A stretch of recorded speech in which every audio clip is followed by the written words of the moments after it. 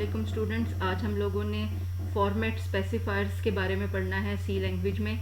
पिछले लेक्चर में जब मैंने आपको प्रिंट एफ फंक्शन पढ़ाया था तो उसमें मैंने यूज़ किया था परसेंटेज डी या परसेंटेज सी।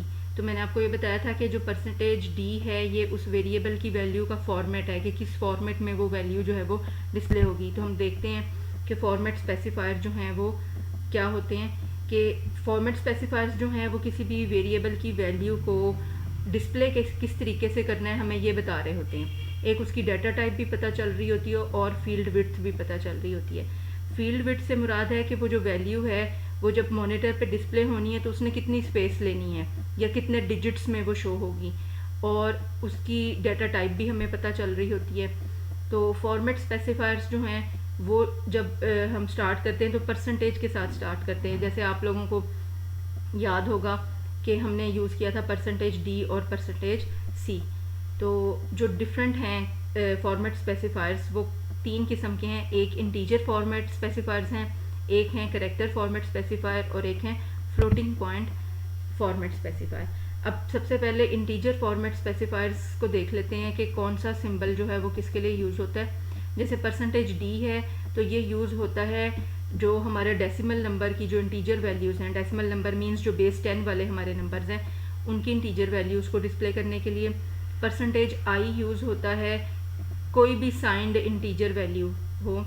परसेंटेज ओ यूज़ होता है अनसाइंड ऑक्टल वैल्यू।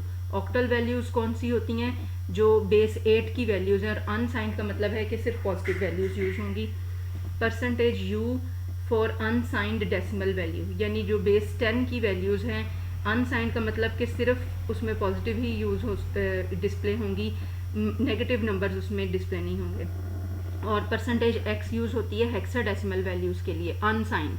अनसाइंड का मतलब है कि उसमें नेगेटिव नहीं यूज़ होगा।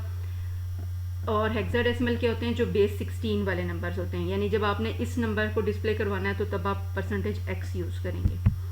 अच्छा जी, फ्लोटिंग पॉइंट में हम परसेंटेज एफ यूज़ करते हैं नॉर्मली जब हमने किसी पॉइंट वाली वैल्यू को डिस्प्ले करवाना होता है।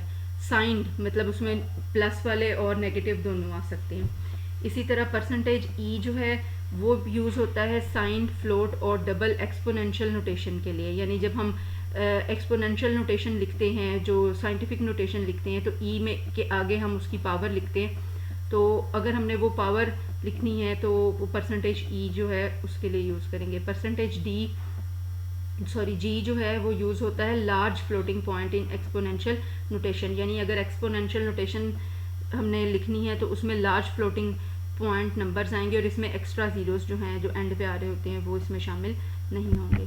इसी तरह करेक्टर की जो फॉर्मेट स्पेसिफायर हैं वो दो हैं। एक परसेंटेज सी है जो सिंगल करेक्टर के लिए यूज़ होता है, और परसेंटेज एस है जो स्ट्रिंग के लिए यूज़ होता है। स्ट्रिंग मीन्स जो एक से ज़्यादा करेक्टर्स, मतलब एक पूरा लफ्ज़ या एक जुमला। ठीक है। अच्छा जी, अब एग्जांपल्स आ रही हैं। जैसे सपोज़ हमारे पास m वेरिएबल है और उसकी वैल्यू है 100, तो हम इसको यूज़ कर रहे हैं, हम कह रहे हैं print F your marks are percentage D comma M. तो ये परसेंटेज डी की जगह पर m की वैल्यू आ जाएगी, तो आउटपुट क्या आएगी? Your marks are 100। ठीक है। इसी तरह सपोज़ एक वेरिएबल है a जिसकी वैल्यू है 70.55, तो हम इसको यूज़ कर रहे हैं प्रिंट एफ फंक्शन में कि your average is percentage F comma A. तो a जो है वो परसेंटेज ए की वैल्यू जो है वो परसेंटेज एफ की जगह पे डिस्प्ले होगी। लेकिन आप ये देखें कि यहाँ पर वो जो आउटपुट आ रही है कि योर एवरेज इज़, ये देखें योर एवरेज इज़ 70.550000। ये एंड पे 4 ज़ीरोज़ जो हैं वो एक्स्ट्रा ऐड हुए हैं। वो इसलिए कि ये जो परसेंटेज एफ है ये पॉइंट के बाद 6 डिजिट्स को डिस्प्ले करता है।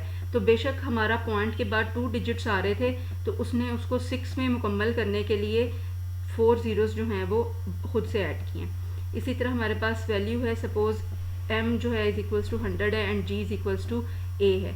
तो हम कहते हैं कि your marks are percentage d and grade is percentage c comma m comma g। अब ये देखें कि m के अंदर मार्क्स की वैल्यू है और g के अंदर ग्रेड की वैल्यू है। तो m की वैल्यू जो है वो परसेंटेज d की जगह पर आनी है।